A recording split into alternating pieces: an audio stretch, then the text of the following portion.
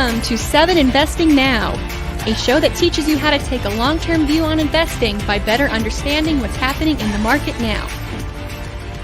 Good afternoon, 7 investors. Good morning, good evening, because you might not be here. You might not be here in the US. You're not all in the Eastern time zone. That is going to be the theme of today's show.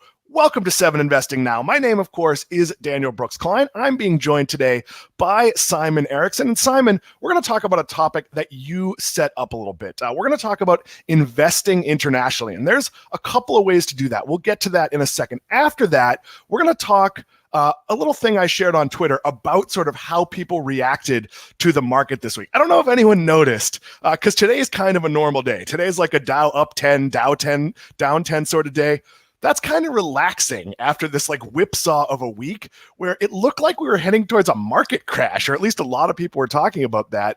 And then all of a sudden we're actually up for the week based on yesterday. So we're going to talk about how we deal with that as long-term investors. Before we do that, Simon, hello, good morning. It's noon there in Texas.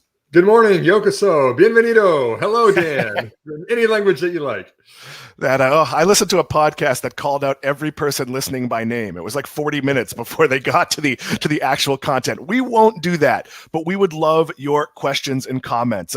Recently, we've had a lot of people viewing, not a ton of you interacting. We would love to have some interaction, but if you just want to listen, if you just want to watch, we fully understand that more of you are back at work than were a few months ago. And of course, if you missed part of the show, these are available on our website and pretty much every place podcasts or video streams are available. So Simon, there are two ways you can invest internationally. You can buy a company based outside the US that's expanding in other parts of the world, or you can invest in companies that are based the first one was inside the US. The second one is outside the US. So basically there's the inside angle, and we're going to talk about Starbucks and Amazon. And there's the global pure plays, a company that starts in another country that doesn't necessarily have its core sites set on the United States. Can you give me your overview, your 10,000 foot away? I always say square foot because I'm so real estate driven. That is not correct.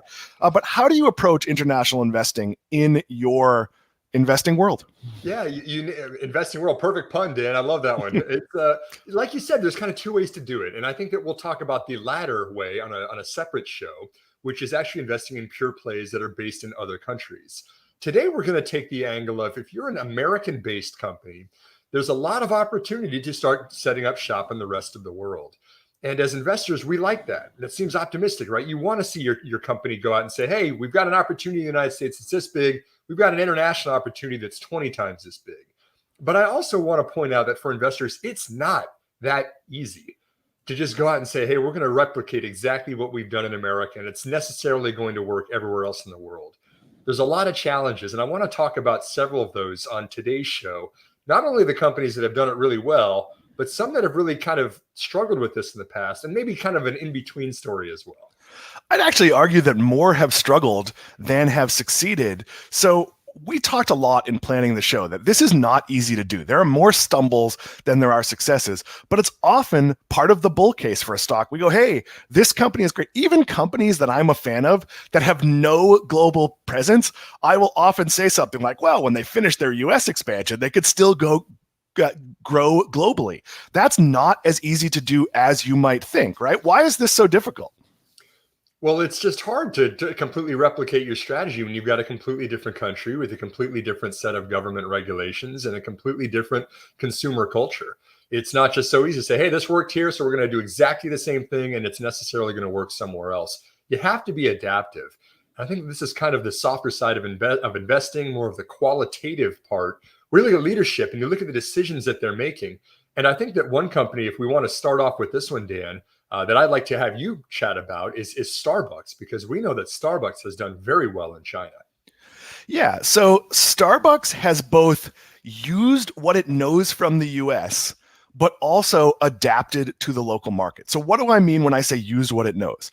Well, People want good service no matter where you are. There's no country, even countries that are famous for not delivering good service, where people are like, you know what I want? I want to wait in line for a really long time, and I want it to be slow. And when I get to the front of the line, I want them to not have what I want. And then when I order something else, I want them to make it wrong. Like, nobody wants that. And Starbucks is really good at execution. They also understand how to drive customers using digital. And China, which is not the case in every Starbucks market, China is a heavy digital market. So they're able to say, okay, what works in our app in the US is likely going to work in the app in China. That doesn't mean they don't adapt that. Then here's the second piece. They adapt to the local market. But Simon, how many cups per capita of coffee do you think America, and we're not first, we are well below Finland, Germany, Italy, and Brazil, but what do you think is our coffee consumption per capita? And I believe it's cups per week, but I may be wrong. It doesn't really matter what the metric is. The graphic I'm looking at is not specific on that. Well, here in the Erickson household, I'm probably pushing 600 cups per year. So I don't know where that would level out for the averages. 200 cups a year. So yeah, it's about 4.1 a week. So yes, that would average out to a little over 200. China is at 0.1. Coffee is not culturally something that's part of the Chinese experience. Now, what does Starbucks have to do? First of all, it has to get people excited about coffee. But you can't just do that. You can't open up a store and say, okay, we sell something you don't know and we want you to come in. So the Starbucks in China have a much more robust tea menu than the ones in the US do. Now, the US ones have gone back and forth with being tea heavy and not being tea heavy. They obviously own Teavana, but basically they went in and said, we're going to give you this lineup of beverages with a Starbucks twist that are familiar to you. And while you're here, we're going to do things like have coffee sampling. They have a partnership with WeChat, a Chinese native app, where you can send your friend a cup of coffee. So basically, I've never had coffee or I've rarely had coffee. And I go in and say, this coffee stuff is great. Like, I bet Simon would like coffee. He drinks like 40 cups of tea a day. Like, that's really inefficient. So I could send you a cup or a gift certificate. It's a local market strategy, but it's not overly different from what they're doing on a global menu. Starbucks actually adapts its menu for every place they work. So I've talked a lot about, I travel to the Bahamas a lot. When you go to the Starbucks in the Bahamas, there's a lot of guava on the menu. That's not a flavor that Americans traditionally use. In China, there's things like bean paste, and we don't put a lot of jellies. I mean, we're all familiar with boba tea, which is tapioca in tea. A lot of beverages in China have, call them, I don't know if the word is solids, because they're more like jellos or squishies than they are solids, but let's call them more solid bits that most Americans would put in their drinks. There's a lot of drinks. And then sometimes they'll specifically introduce something in China that they think they'll like, and the promotion will be that it's sort of an American idea. So this is a company that adapts to the market, but at their core, they're actually doing very much what they do in the US. And basically, I call it an affordable luxury. And in China, they're targeting the middle class. CEO Kevin Johnson actually had a great quote, if you want to share that, JT. This is from my friends over at QSR Magazine. I don't know if they did this interview or just pulled the quote from somewhere, but my friend, oddly named Dan Kline, is the editorial director there, so giving him credit that's where I found it. No Western company or brand is better positioned to evolve with the rapidly expanding Chinese middle class. And we continue to mindfully evolve a coffee culture in China where the reward will be healthy, long-term, profitable growth for decades to come. Simon, any idea how many Starbucks they intend to have in China, or how many they open each day in the non-pandemic world? Let's go with 30,000 store potential in China for Starbucks. It's less than that.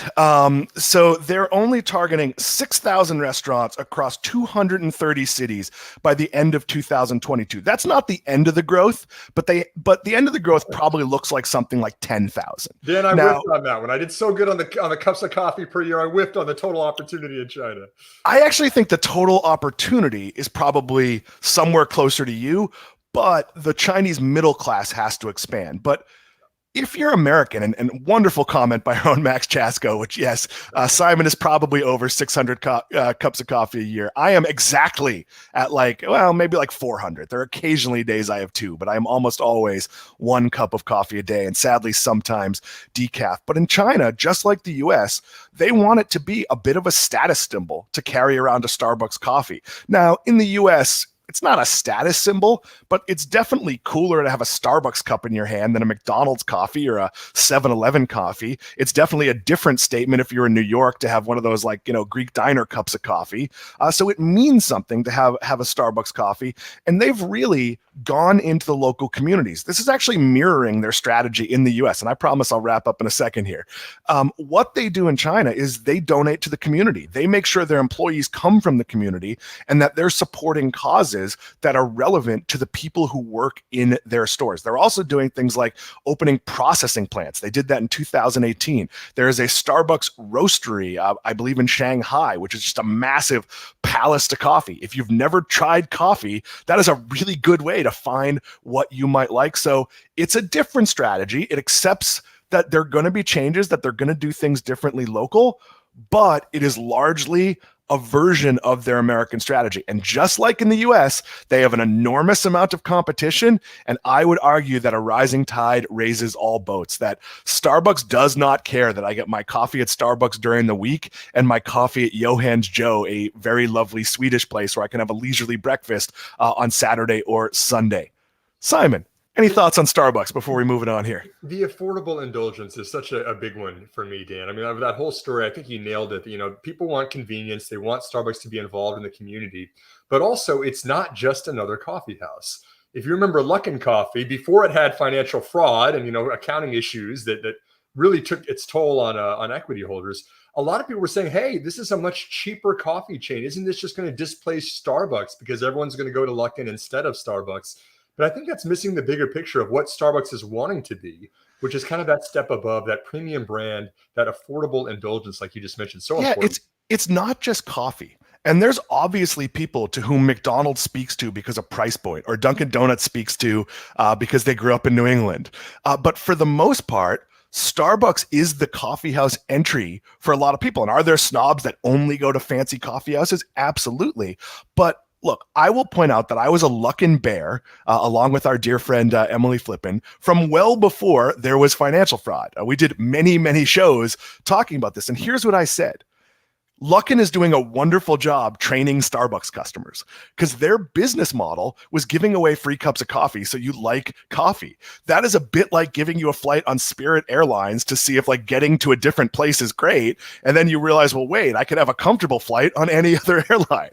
So I actually feel like the Luckin model was flawed. Now, that said, there are lots of Starbucks rivals, but I do think there's a place for them because the ubiquity of Starbucks makes it easy. Look, if I'm in an airport and I see a Starbucks versus a chain I've never heard of, or like a coffee leaf and tea, or like something that I know, or a Pete's, or something that I know isn't quite as good, chances are you're going with the familiar. That's been the logic in the US. Starbucks has actually created a new era of coffee house culture. Like in the 1980s, when I was in early high school in the late 80s, coffee houses were a thing. They had ratty couches, they had poet slams and live music, and Starbucks kind of killed off that first wave.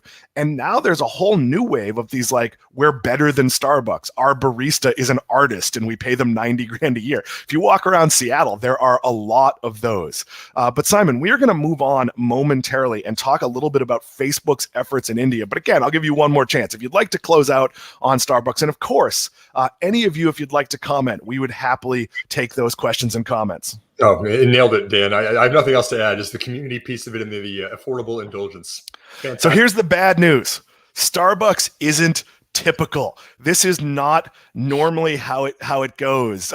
Most US companies, when they enter not just China, but really any market, tend to struggle. And Simon, you had some examples. One you wanted to talk about that's really a struggle, and one that's kind of in the middle. Why don't you run with the ball a little bit here? Well, and this is kind of more of a conversation too, that I'd like to have anybody chime in that's watching the show. I would love this to be interactive, but I do think that one we should talk about is Facebook. Just because Facebook is a completely different game than a lot of other Companies like a Starbucks. Starbucks is at the end of the day selling a cup of coffee. We've talked a lot about oil companies too, and how they negotiate the terms of drilling oil or mining minerals out of the grounds on other countries and bringing it back to the United States. But it's really interesting when you see something like Facebook, which is entirely digital and it's a social network, trying to adapt to local cultures and also avoids stepping on landmines along the way as it's going more and more internationally. And I think that maybe something we should point out with the bear case here, maybe it's the bear case, maybe it's a very, very much a bull case, but Facebook, every time it's deploying capital, is playing the long-term game. Right, Dan? Oculus, $2 billion acquisition. That was back in 2014. Here we are 7 years later. We're finally starting to see some progress with AR and VR.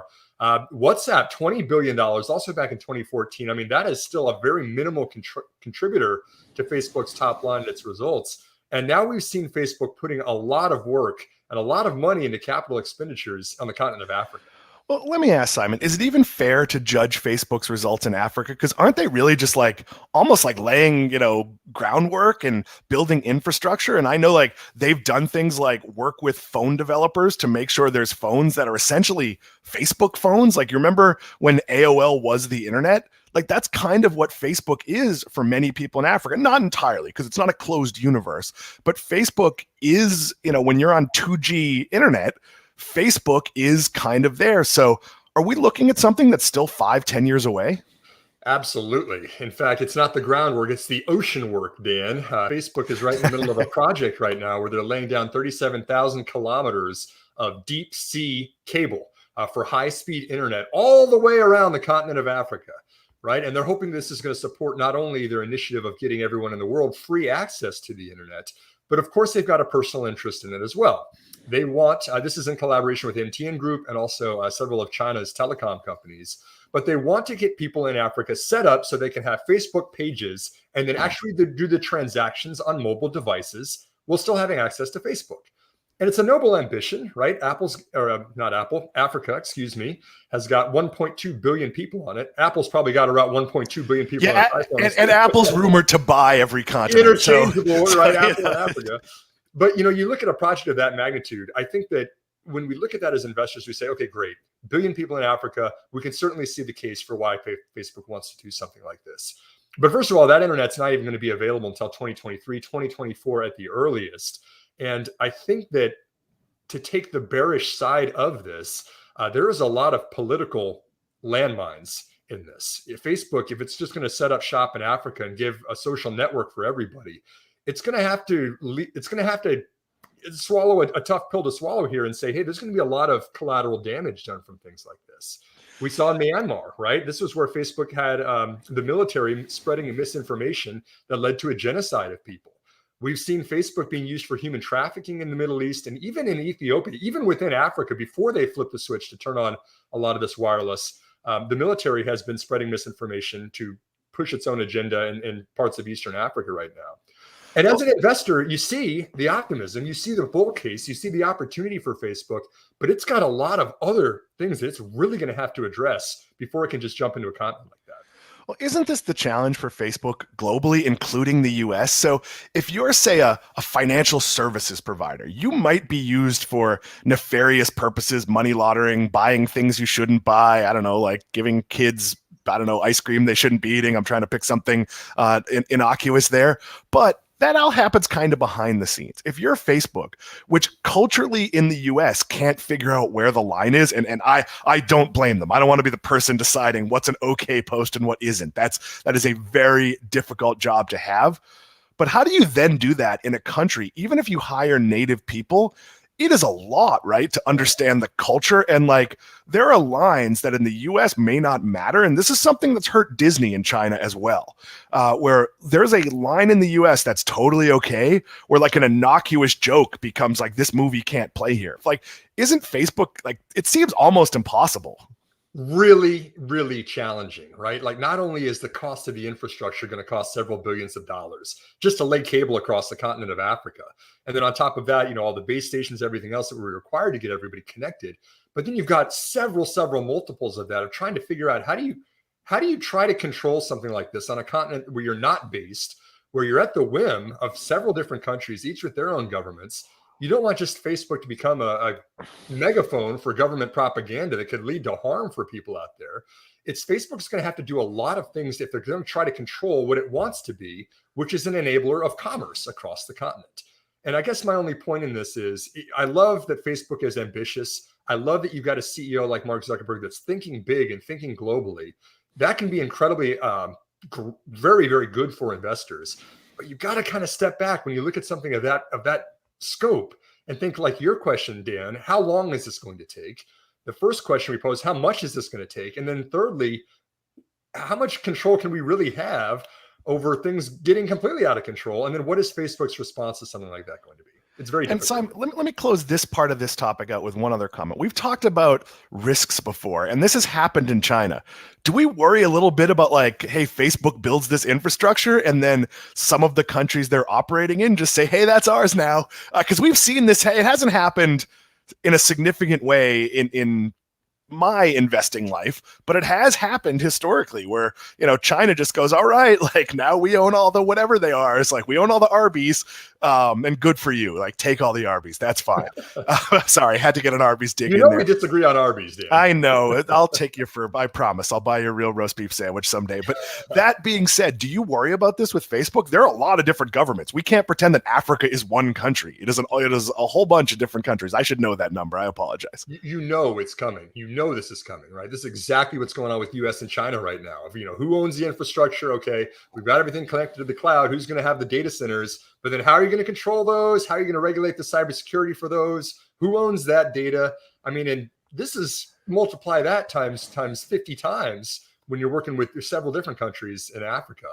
Those negotiations are going to get really, really tricky. And I think that almost certainly it's going to be a challenge. We're going to stick with this topic, but I wanted to take a comment from Bway79. Starbucks is one of my largest holdings. They seem to sell coffee and experience and continue to tailor to customers. Yeah, they work really hard to make sure the customer is happy. And they set out to be a third place. And I think, they invented that term more or less. Maybe they didn't. Maybe they stole it from somewhere. But Starbucks for me has absolutely been that. When we're done with this, Simon, at 3:00 today, I'm going down to a Starbucks to meet with a couple of members who happen to be in town because it makes more sense than having them in my house, though they are people I've met before. So I wouldn't be worried about that. And of course, all our members are lovely and are welcome to come over. But that being said, that is a brand advantage, and I'm not so sure that's easy to duplicate. So bringing that to other countries, especially countries where maybe home internet isn't as good. And again, to take it back to the Bahamas, the internet's pretty lousy. It's 3G at best. So Starbucks is really a lovely place to work compared to even your hotel or wherever you might be staying. And I think that's going to be important as you see the company. Obviously, how they've expanded around the world is varied. They use a franchise model in some countries, and China has been a company-owned model. We are going to keep looking at that. But Simon, are there other factors that make it challenging for companies to operate abroad? We've touched on some of these, but let's sort of use this as a launching point to our next company. Oh, goodness. Well, we talked about consumer culture in China, and then we talked about military in different countries and the challenges facing Facebook. I'm going to go 50-50 on this one, Dan. This one's up to the audience to be the jury on whether this is a bullish or a bearish opportunity. And I want to talk about Amazon in India, because India as a country, democracy, very progressive in so many different ways. Digital payments, it's really pushing for its populace to stop using cash and start using digital payments. And as you see, our very own JT Street showing, this is Amazon India. This is actually already out in the country. You can buy things in India. Amazon's got the marketplace up and running. It's got Amazon Web Services out there. Amazon has actually put over $7 billion to work in India. And in addition to that, it's planning on having more than 10,000 electric vehicles for delivery vans by 2025 and more than 100,000 by 2040. They plan to create 1 million jobs in India by 2025 and many more than that over the long term. So it seems like there's a lot of optimism and a lot of opportunity for Amazon in India, Dan. But Simon, are they fighting resistance to big American company comes in and stomps on the locals? Because there was resistance to Amazon here, even though I would argue that they've been a platform for as many small businesses as they've been a challenger. What's the sort of, and again, you can't generalize the attitude of people in India. It's a very large country, but what's your take on sort of the overall reception here? Politically, India wants to protect its small mom and pop retailers. It has a lot of small merchants that are really, really worried about Amazon coming in, lowering prices on everything and putting them out of business.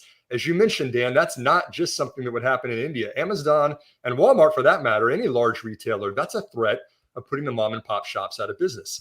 And so one of the responses that India has had to Amazon, as well as any other e-commerce marketplace in the country, is that the marketplace itself has to just be the middleman between buyers and sellers, right? It's the sellers that have to own the inventory. The marketplace cannot own the inventory. They cannot determine prices, and they can't have algorithms that influence how products from different sellers are listed on its platform. Of course, this is something that's very sensitive for Amazon, who's collected as much data as it possibly can and is selling its own Amazon, branded products in the United States. It's not going to have as many of the opportunities that it has here in this country as it does in India, because it's going to have to comply by the regulators who've got kind of a watchful eye on it so far. And at some point, do rules like that become self-defeating? Because, like, if I can't use an algorithm, am I listing them alphabetically? Like, am I becoming AAA,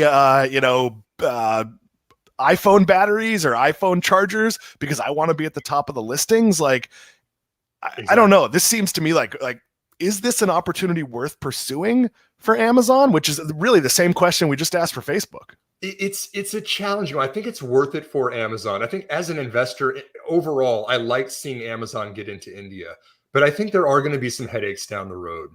One example was several years ago, there were large telecom companies, right? AT&T and Verizon and Vodafone were setting up the telecommunications infrastructure in India. And they put all the capital expenditures to work, just like we talked about Facebook building on internet in Africa. AT&T did the same thing in India. And then India just kind of, after they did that and they flipped the switch and they set up shop, they said, hey, we're going to start increasing the rates that you're going to have to pay for spectrum rights, right? And also for licensing fees. They just said, hey, this is the cost of doing business in the country now.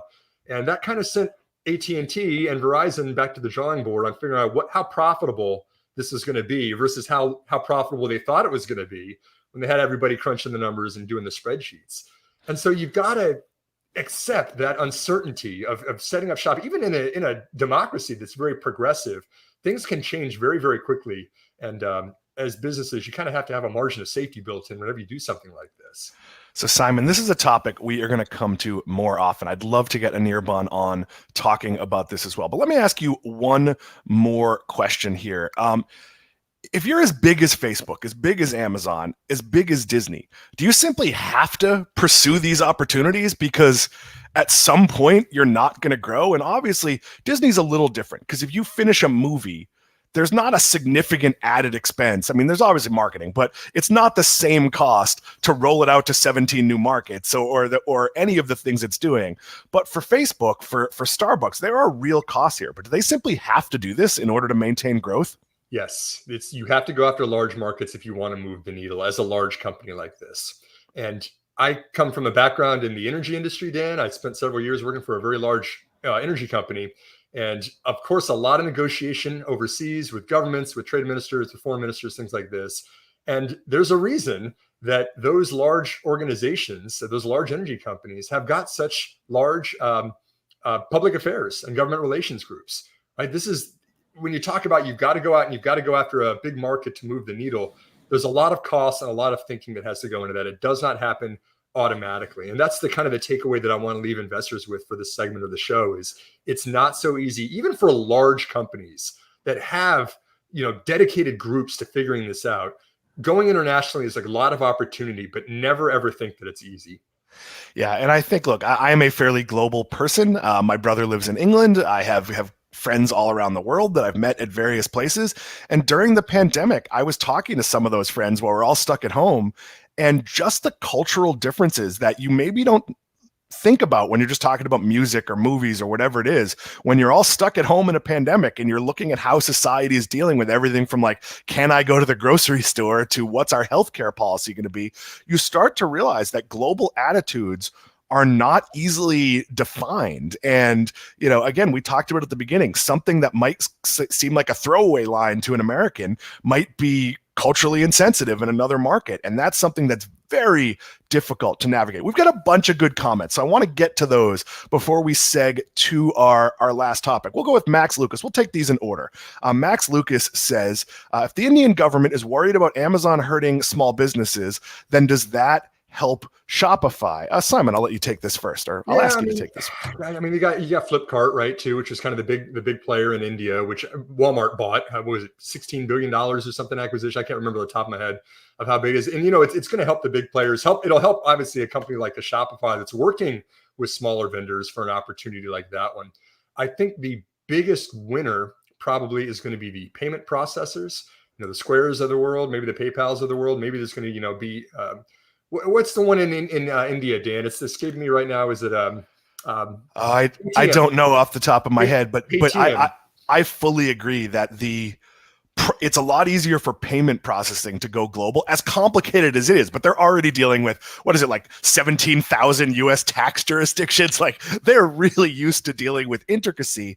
But as complicated as it is, the laws tend to be more specific when it comes to just numbers, as opposed to just like, dealing with cultural issues. I'll let you wrap up here, Simon. Yeah, great point. And I mean, like, you've got the government who's going out and saying, hey, we'll install for your shop that you have, whatever it is you're selling, we'll give you credit so that you can install things for digital payments. India, at the bigger picture, wants to get minimize fraud, wants to minimize, people not reporting transactions to the government that they can tax and things like that. So they're saying, hey, we'll set all this up for you. We'll pay the bill for it. You just install it. That's great for a company like that that's doing the processing of those payments. Yeah, I think it's really interesting that we have a global economy on like a macro level, but on a local level, we really don't. We talked a little bit before the show about when I worked for Microsoft and had colleagues in India.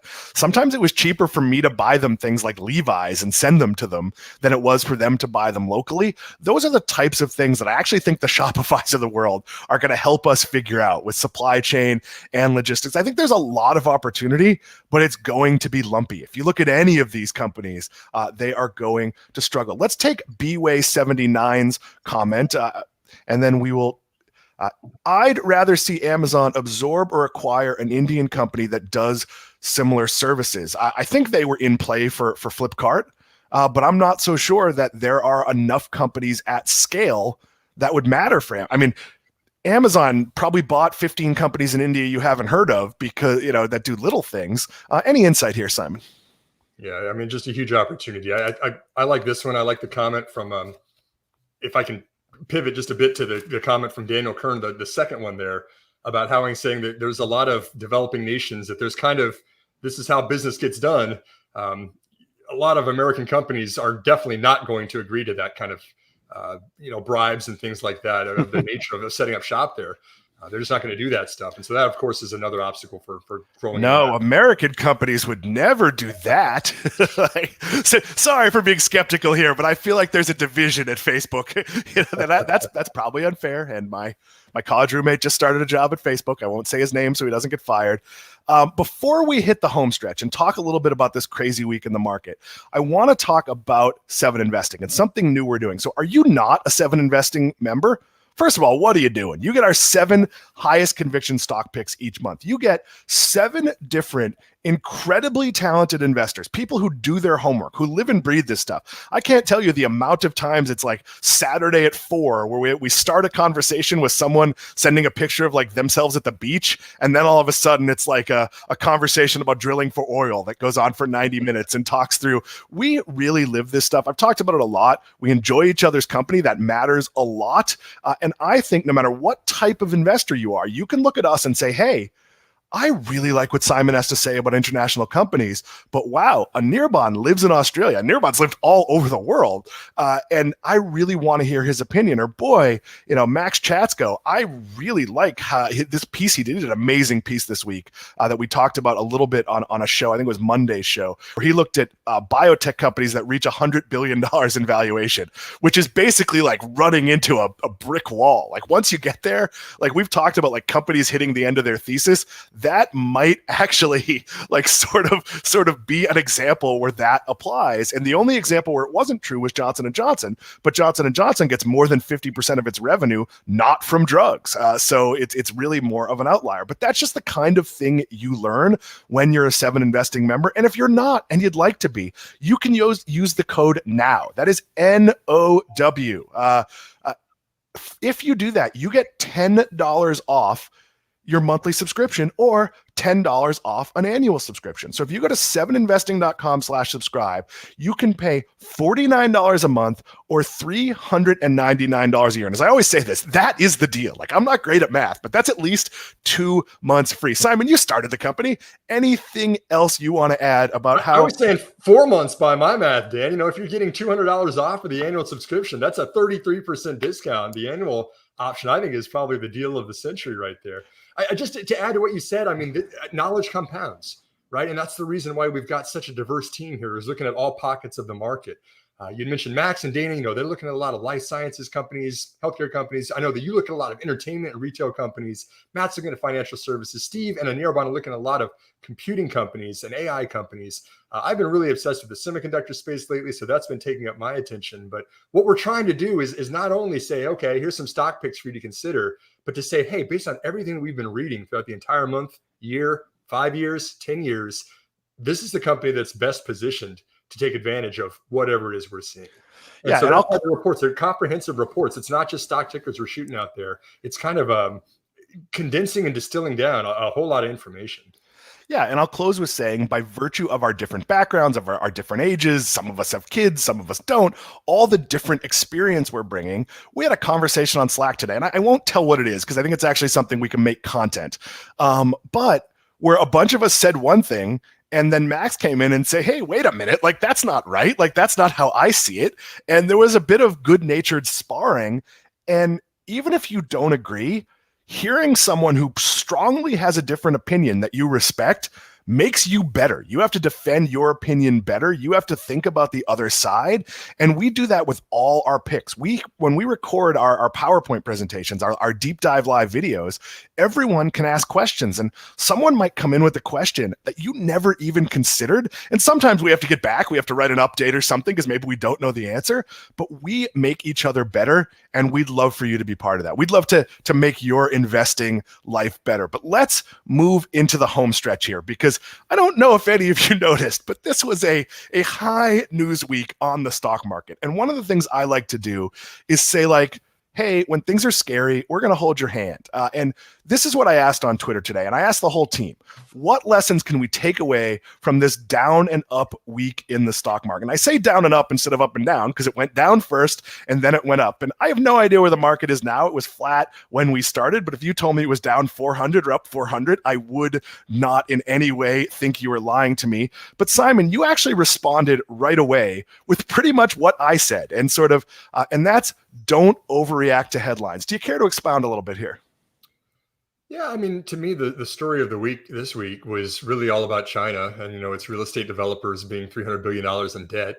And I think that the headlines really framed this as though this happened last week and that China's economy was about to collapse, just like the recession that I shouldn't say collapse, but the challenges we faced in 2008 with our own Great Recession here in the United States. Certainly it is a concern, Dan. I just think that it was a bit of an overreaction because this has been something that's been ongoing for a decade. China is certainly aware that it's got ghost cities that it's developing, and it's going to have to grow into those. But I don't think that this just blows up this week. And we saw a lot of volatility in the market because of a lot of those stories. Yeah, ghost cities are not as cool as you'd think they were. I always picture it like a Scooby-Doo episode, but it's really just full cities that they don't have a population ready to go in. And I agree. We've lived in a for many years, we've been a hair trigger where like some rumor comes out that something that won't actually matter that much in the economy might happen, and the market goes up 1,000 or down 1,000. It's a lot of overreaction, but I think some of that is just powered by how easy it is to make a trade right now. Like, you don't have to call a broker, you don't have to pay a fee. And the one thing I'll caution you on this is be very careful if you're trying to time the market. We talked about this on Wednesday's show. If you think, wow, I'll sell out of this stock in order to buy back in later, historically, that generally does not work out for you. Let's go to Joe Mooney's comment. A lot of you commented, but we just cherry picked some of them. So JT, if you want to bring that up, it would be appreciated. There's always a vocal minority calling for a crash. I joke about this. Go on CNBC enough talking that there's going to be a crash, and eventually you're the guy who predicted the crash. Simon, your thoughts here?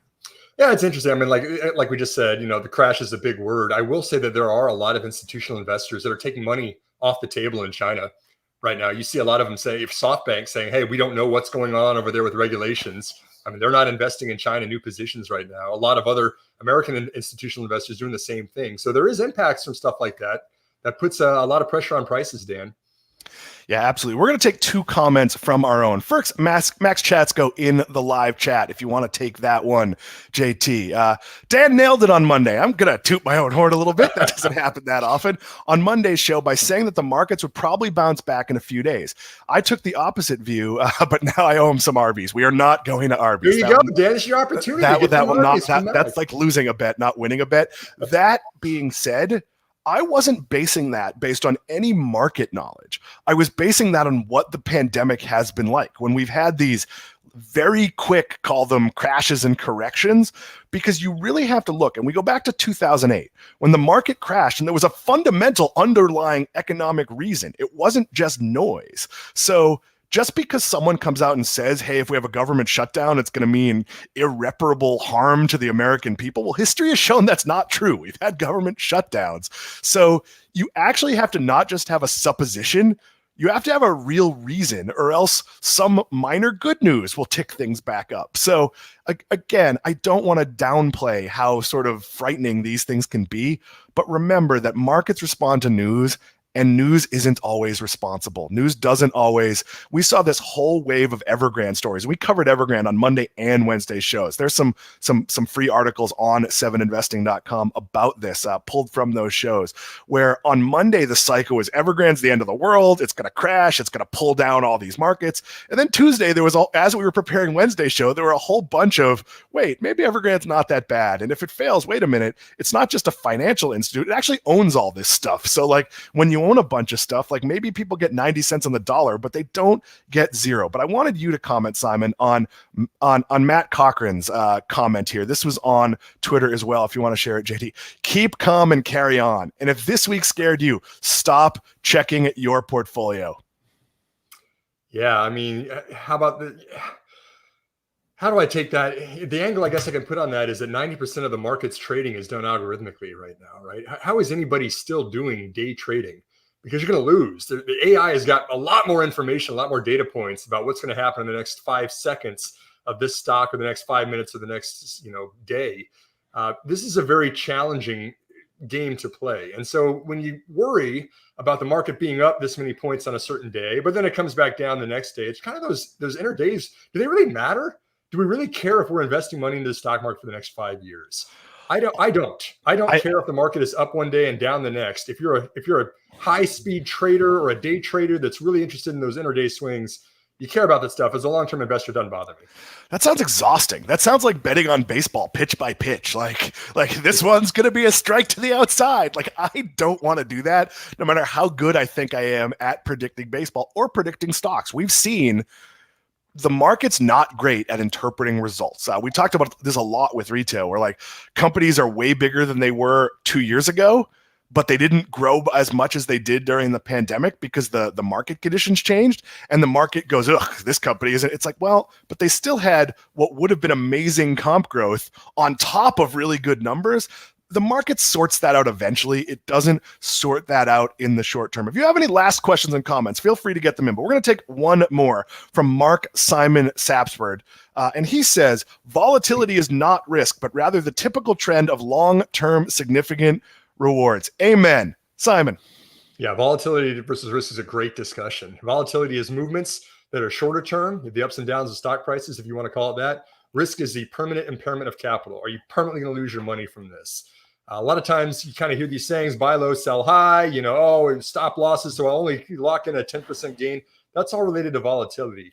But risk is really more of, longer term. Is this company getting displaced by its competitors? Is it stepping on landmines in the country where it operates? I mean, that's the stuff we should be really considering as long as we're looking a couple of years out instead of a couple of minutes out. Yeah, absolutely. I've talked a lot about how stop losses can often sell you out of a great company. And then when you go to buy back in, it's actually higher than where you were. Glenn Kramer says, down markets are opportunities to invest. Thank you for that. Glenn is a very regular viewer of the program and a supporter. So we really, really appreciate that. Simon, we're going to go to our finisher in a second. But before we do that, we're going to digress a little bit. So I'm a Patriots fan. You are a Saints fan. 1 o'clock on Sunday. I'd love to fly out and watch the game with you, but right now that's not the easiest thing to do in the world. And well, you have other obligations at home that maybe I don't have with an older child. But that being said, I'm going to propose something. I will take no spread, no anything. The game's in Foxborough. Remember that. I was wondering if it was going to be. Yeah, it is. So, slight advantage to me. But I will say, I will propose a bet. One piece of the 7 investing swag of your choice.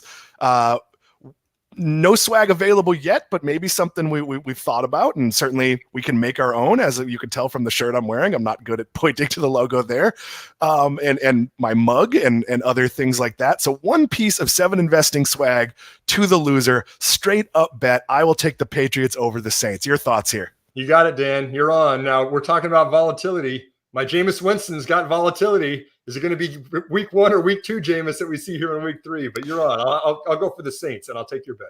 And Simon, with that, the Jets have just thrown their 3rd interception of the weekend, and the game has not even started yet. With that, let us climb up on the top rope and hit our finisher.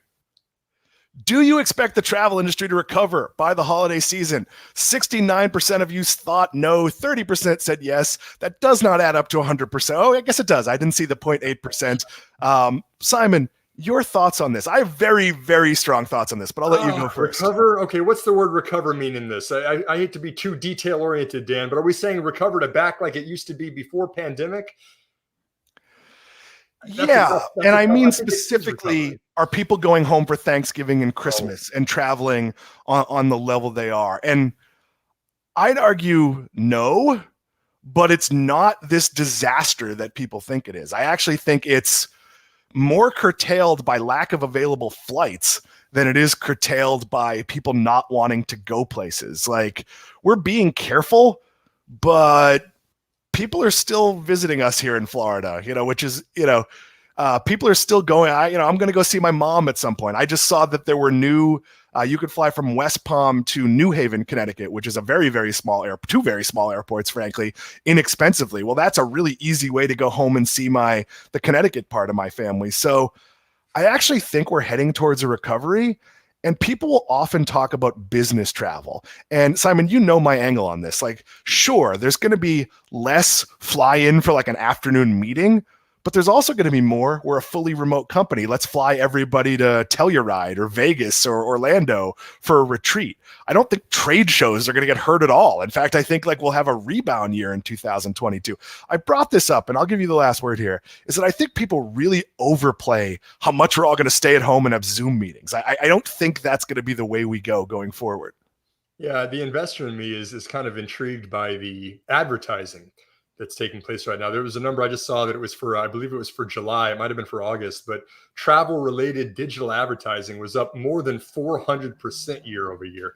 That shouldn't be too surprising, Dan. It was the middle of COVID last year, but still to see that all the hotels, all the airlines, they're ready for people to travel again. It could be interesting. I think it's better today than it was a year ago.